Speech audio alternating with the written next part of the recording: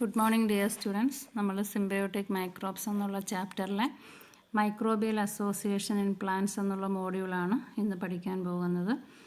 Microbial association in plants അത് രണ്ട് തരത്തിലാണ് അസോസിയേഷൻ ഉള്ളത്. Endosymbiotic association and ectosymbiotic association. Endosymbiotic association എന്ന് പറയുമ്പോൾ പ്ലാന്റ്സിൻ്റെ ശരീരത്തിനുള്ളിലായിരിക്കും മൈക്രോബ്സ് അസോസിയേഷൻ ഫോം ചെയ്യുന്നത്. അതുകൊണ്ടാണ് എൻഡോസിംബയോട്ടിക് എന്ന് പറയുന്നത്, within the body of plants.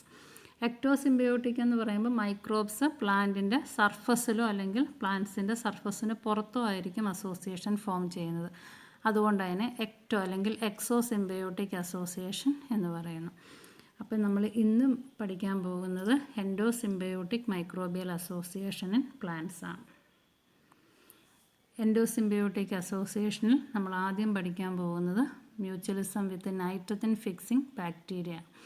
Nitrogen fixing bacteria എന്ന് പറയുമ്പം അറ്റ്മോസ്ഫിയറിക് നൈട്രജനെ പ്ലാന്റ്സിന് അബ്സോർബിൾ ആയിട്ടുള്ള ഫോമിലാക്കി കൊടുക്കുന്ന ബാക്ടീരിയയാണ് നമ്മൾ നൈട്രജൻ ഫിക്സിംഗ് ബാക്ടീരിയ എന്ന് പറയുന്നത്. അറ്റ്മോസ്ഫിയറിൽ ഏറ്റവും കൂടുതലുള്ള ഗ്യാസ് നൈട്രജൻ ആണെങ്കിലും പ്ലാന്റ്സിന് നൈട്രജനെ നേരിട്ട് കൺസ്യൂം ചെയ്യാനുള്ള കഴിവില്ല.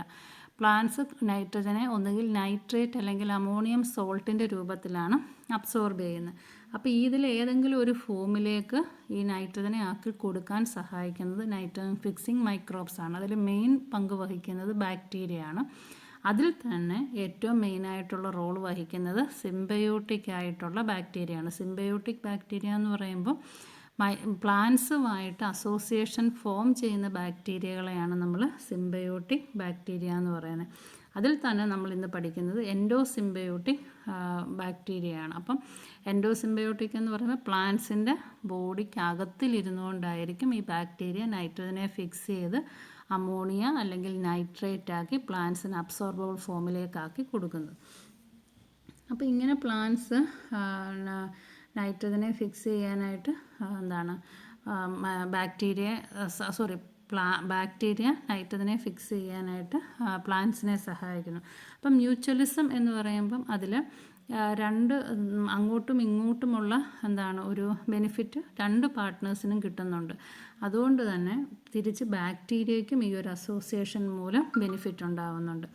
അപ്പം റൈസോബിയം ബ്രാഡി റൈസോബിയം എന്ന് പറയുന്ന രണ്ട് ബാക്ടീരിയയാണ് ലെഗുമിനസ് പ്ലാന്റുമായിട്ട് അസോസിയേഷൻ ഫോം ചെയ്ത് നൈട്രജൻ ഫിക്സ് ചെയ്യാനായിട്ട് സഹായിക്കുന്ന എൻഡോസിംബയോട്ടിക് ആയിട്ടുള്ള ബാക്ടീരിയ. അപ്പം ബാക്ടീരിയയ്ക്കുള്ള ബെനിഫിറ്റ് എന്ന് പറയുമ്പോഴത്തേക്കിന് ബാക്ടീരിയ ഇങ്ങനെ നൈട്രജൻ ഫിക്സിങ് കഴിവുള്ള ബാക്ടീരിയകൾ ഓട്ടോട്രോപ്പിക് ബാക്ടീരിയകളല്ല. They are heterotrophic. They cannot prepare their own food. അതുകൊണ്ട് തന്നെ അവർക്ക് ന്യൂട്രിയൻസിനും കാർബൺ സോഴ്സിനും ഒക്കെ ആയിട്ട് അവർ പ്ലാന്റ്സിനെയാണ് ഡിപ്പെൻഡ് ചെയ്യുന്നത്. അതുപോലെ തന്നെ പ്ലാന്റ്സ് അവർക്ക് പ്രൊട്ടക്ഷനും കൊടുക്കുന്നുണ്ട്. പ്ലാന്റ്സിൻ്റെ ശരീരത്തിനുള്ളിലാണ് ഈ ബാക്ടീരിയ വളരുന്നത്. അതുകൊണ്ട് തന്നെ പ്ലാന്റ്സ് ഇവർക്ക് ഒരു പ്രൊട്ടക്ഷനും കൊടുക്കുന്നുണ്ട്. തിരിച്ച് ഇവർ പ്ലാന്റ്സിന് നൈട്രജനെ ഫിക്സ് ചെയ്ത് അബ്സോർബിൾ ഫോമിലേക്ക് ആക്കി കൊടുക്കുന്നു. അപ്പോൾ ഈ നൈട്രജൻ ഫിക്സിംഗ് ബാക്ടീരിയ നമ്മൾ നേരത്തെ പറഞ്ഞ റൈസോബിയം ബ്രാഡി റൈസോബിയത്തിന് പുറമെ സയാനോ ബാക്ടീരിയയും ഇങ്ങനെ നൈട്രജൻ ഫിക്സ് ചെയ്യാനായിട്ട് സഹായിക്കുന്നുണ്ട്.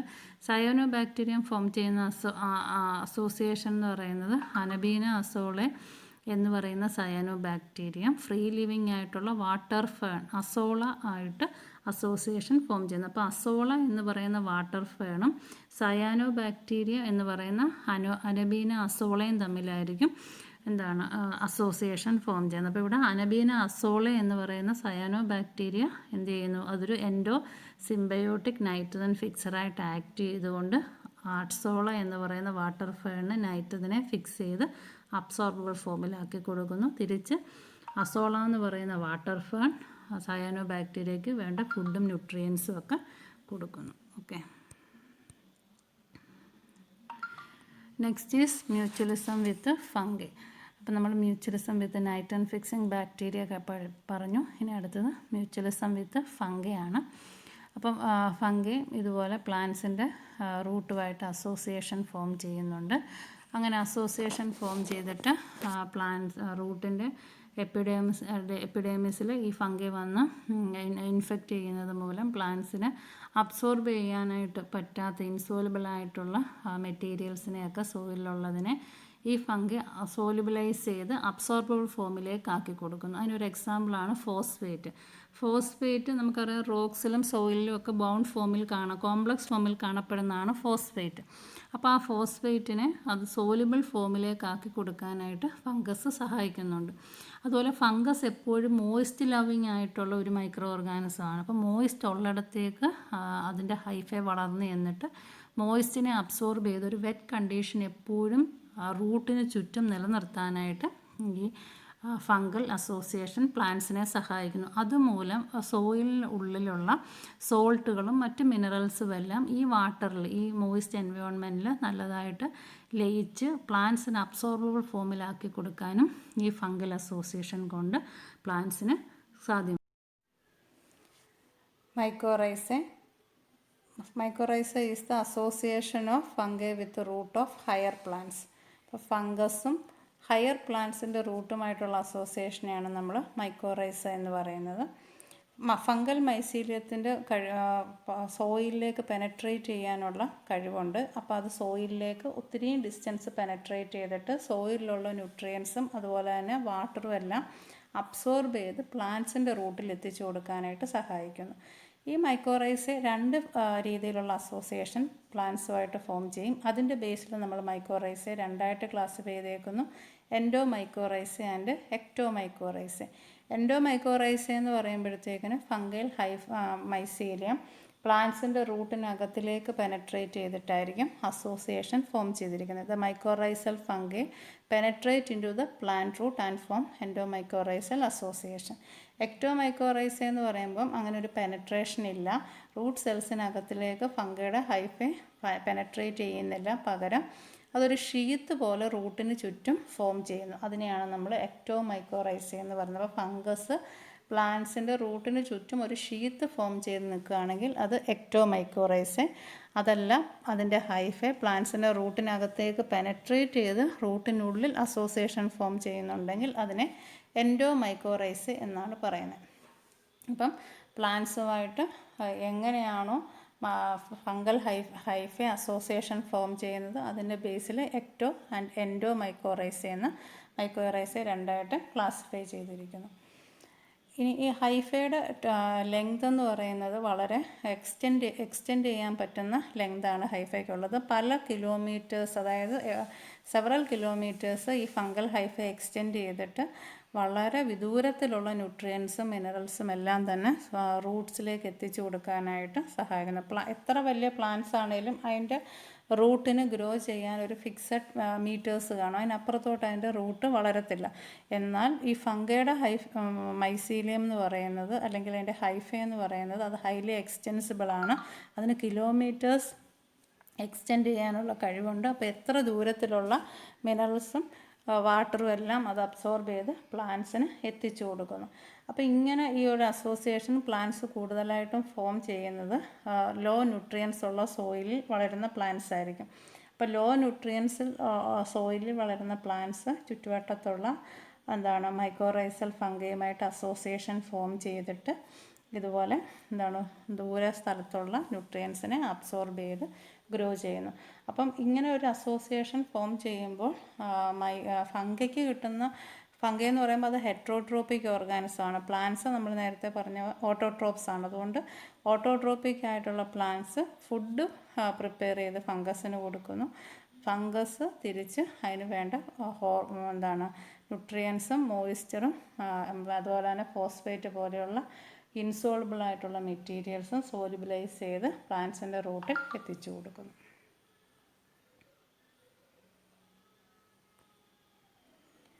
Next is parasitic association between bacteria and plants.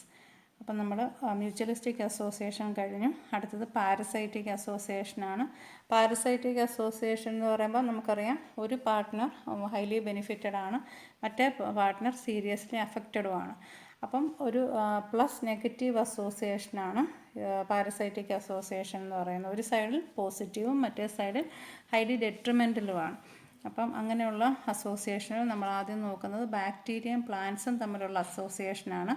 അഗ്രോബാക്ടീരിയൻ tumefaciens എന്ന് പറയുന്ന ബാക്ടീരിയ, അത് ക്രൗൺ ഗ്യാൽ ഡിസീസ് അല്ലെങ്കിൽ ബോൾ ഡിസീസ് കോസ് ചെയ്യുന്ന ബാക്ടീരിയമാണ് ക്രൗൺ ഗ്യാൽ ഡിസീസ്.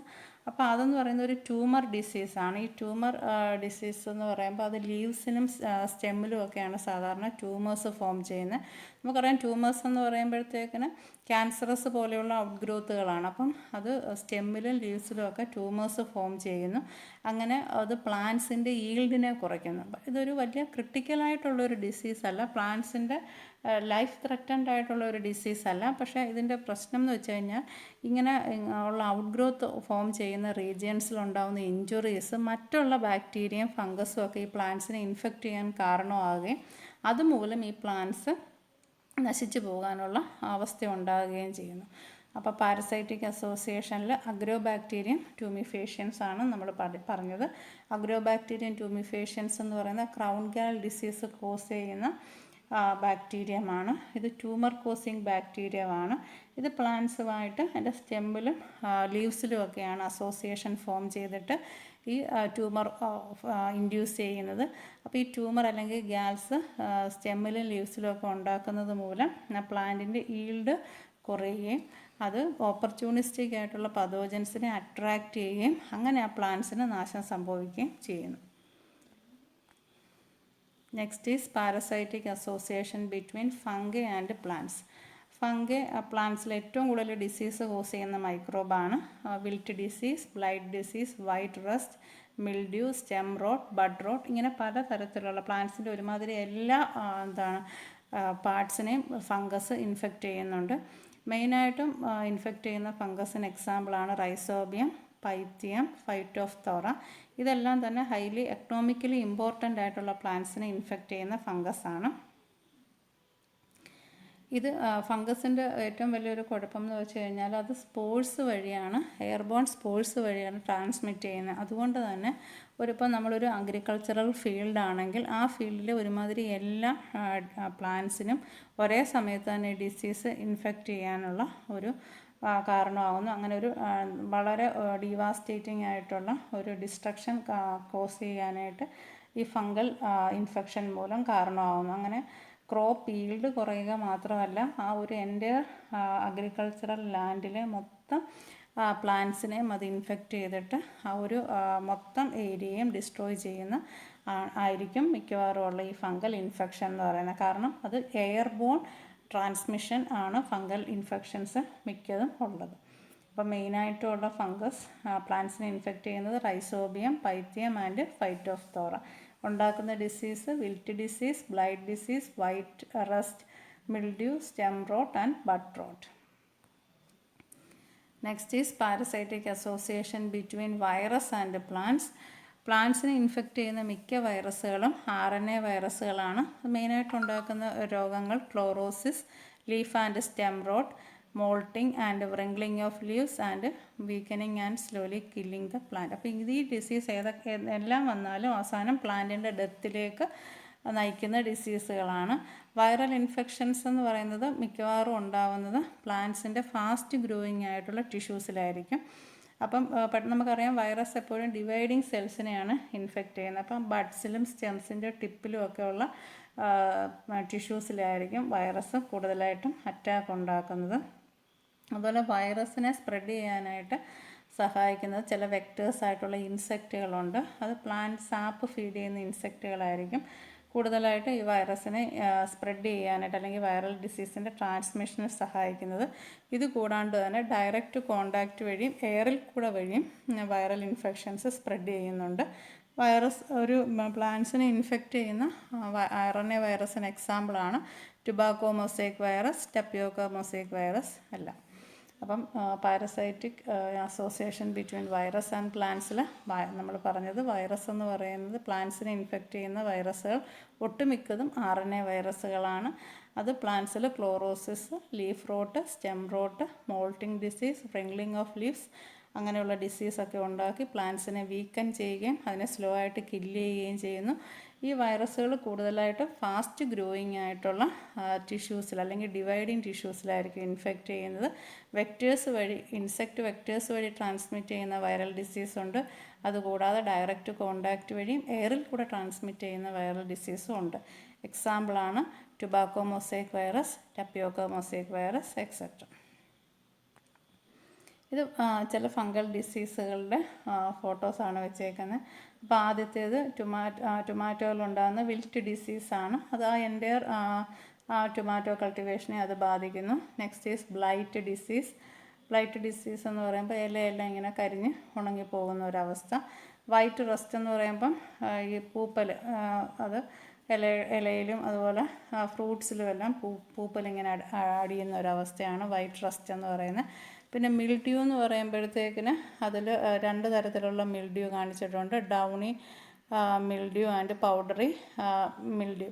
അപ്പോൾ മിൽഡ്യൂ എന്ന് പറയുമ്പോഴത്തേക്കിന് അവിടെ പൗഡറി മിൽഡ്യൂ നോക്കി കണ്ടാൽ അറിയാം, ചില ഫംഗസ് അസോസിയേഷൻ അവിടെ നമുക്ക് നന്നായിട്ട് കാണാൻ പറ്റും. എന്നാൽ ഡൗണി മിൽഡ്യൂവിൽ അത് സ്പ്രെഡ് ചെയ്തിട്ട് അത് ഇൻഫെക്ഷൻ സ്റ്റാർട്ട് ചെയ്തിരിക്കുന്ന അവസ്ഥയാണ്. അടുത്തത് ബാക്ടീരിയൽ ആൻഡ് വൈറൽ ഡിസീസ്. നേരത്തെ ഞാൻ പറഞ്ഞ ക്രൗൺ ഗ്യാൽ ഡിസീസ്, അത് നമ്മൾ അഗ്രോബാക്ടീരിയം ട്യൂമിഫേഷ്യൻസ് കോസ് ചെയ്യുന്ന ഡിസീസാണെന്ന് പറഞ്ഞ് ട്യൂമേഴ്സ് കോസ് ചെയ്യുമെന്ന് പറഞ്ഞു. നിങ്ങൾക്ക് ആ ഫോട്ടോയിൽ നോക്കിയാൽ ലീവ്സിലുണ്ടായേക്കുന്ന ട്യൂമേഴ്സ് കാണാൻ പറ്റും. അപ്പോൾ ചെറിയ ചെറിയ മുഴകൾ പോലെയുള്ള സ്ട്രക്ചേഴ്സ് ഫോം ചെയ്യുന്നു. താഴെ കൊടുത്തേക്കുന്ന ഒരു റോസയുടെ സ്റ്റെമ്മിൽ ഉണ്ടായേക്കുന്ന ട്യൂമറാണ്. അപ്പോൾ ഇതെല്ലാം അഗ്രോബാക്ടീരിയം ട്യൂമിഫേഷ്യൻസ് എന്ന് പറയുന്ന ബാക്ടീരിയ കോസ് ചെയ്യുന്ന ഡിസീസാണ്. പക്ഷേ ഇത് ഉണ്ടായാലും ഈ പ്ലാന്റ്സ് അതിൻ്റെ ഈൽഡ് കുറയുമെന്നുള്ളതേ ഉള്ളൂ. പ്ലാന്റ്സിന് വലിയ പ്രശ്നം ഉണ്ടാവുന്നില്ല. മറ്റ് പതോജൻസ് ഒന്നും ഇൻഫെക്റ്റ് ചെയ്തില്ല എന്നുണ്ടെങ്കിൽ പ്ലാന്റ്സിൻ്റെ സർവൈവലിനെ അത് ബാധിക്കുന്നില്ല. നെക്സ്റ്റ് കാണിച്ചേക്കുന്നത് വൈറൽ ഡിസീസാണ്. അതിൽ ക്ലോറോസിസ് എന്ന് പറയുമ്പോൾ അതിൻ്റെ ക്ലോറോഫിൽ കണ്ടൻറ്റ് കുറഞ്ഞ് അത് മഞ്ഞിച്ച് പോകുന്ന ഒരവസ്ഥ. പിന്നെ ലീഫ് ആൻഡ് സ്റ്റെം റോട്ടും അത് ഏകദേശം പഴുത്ത് കരിഞ്ഞു പോകുന്ന ഒരവസ്ഥ. സ്റ്റെം റോട്ട് എന്ന് പറയുമ്പോൾ അകത്തെ ആ സ്റ്റെം സാപ്പ് മൊത്തം അങ്ങ് ബ്രൗണിഷായിട്ട് അതൊരു നിർജീവമാകുന്ന ഒരു അവസ്ഥ. അപ്പോൾ ഇതാണ് parasitic association of plants and microbes. Thank you.